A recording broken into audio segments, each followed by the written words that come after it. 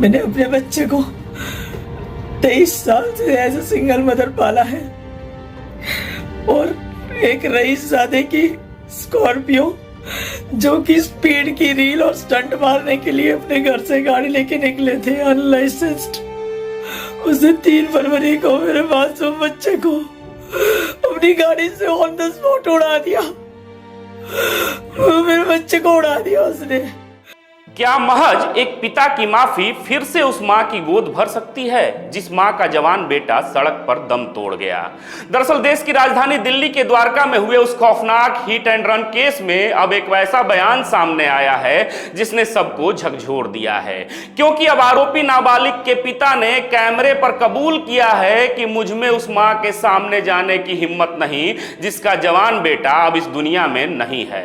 दरअसल आपको बता दें कि 23 साल का साहिल धनेश्वरा जो अपने परिवार का एकमात्र सहारा था, लेकिन दुखद यह है कि वह एक तेज रफ्तार मर्सिडीज कार की भेंट चढ़ गया। वहीं अब इस मामले में गाड़ी चला रहे नाबालिग आरोपी के पिता ने एनडीटीवी से बात किया और कहा कि उनके बेटे से बड़ी गलती हो गई है। साथ ही उन्होंने आगे यह भी कहा कि वे यह अच्छे से जानते हैं कि मृतक साहिल की मां पर आखिर क्या गुजर रही होगी।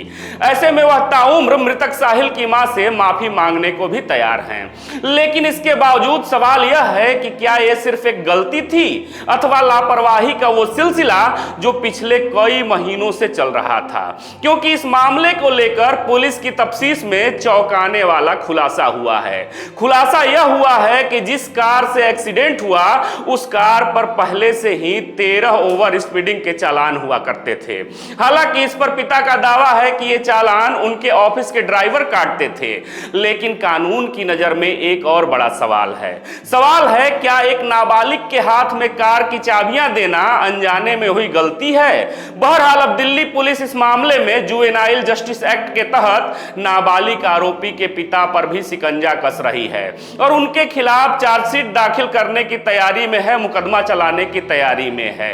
लेकिन गौरतलब है कि इस मामले में एक तरफ जहां पिता की माफी है तो वहीं दूसरी तरफ मृतक साहिल की मां का गुस्सा और आंसू जो थमने का नाम नहीं ले रहे, क्योंकि अब नाबालिग आरोपी को उसकी बोर्ड परीक्षाओं के लिए अंतरिम जमानत मिल गई है, जिसका साहिल का परिवार पूरा पुरजोर विरोध भी कर रहा।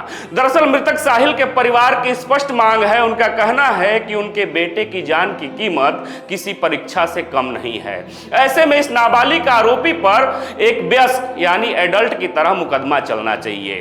खैर आपको बता दें, स्पष्ट कर दें कि यह घटना सिर्फ एक एक्सीडेंट नहीं है बल्कि एक सबक है उन सभी माँ बाप के लिए जो अपने रसूख और बच्चों के लाड़ प्यार में कानून को ताक पर रख देते हैं, क्योंकि शायद भले ही एक पिता का पछतावा सच्चा हो, लेकिन सच तो यह भी है कि साहिल धनेश्वरा अब कभी लौटकर वापस नहीं आएगा। ऐसे में अब आपसे सवाल है, क्या ऐसे मामलों में आरोपी के साथ साथ उसके माता पिता को भी बराबर का अपराधी और दोषी मानना चाहिए? आप भी जवाब जरूर दीजिएगा। साथ ही साथ सच्चाई और इंसाफ की इस लड़ाई में इस वीडियो को इतना ज्यादा से ज्यादा शेयर करें कि साहिल को इंसाफ मिल सके। फिर से मिलेंगे एक नए वीडियो में, तब तक देखते रहें खबरों खिलाड़ी। जय हिंद, जय भारत।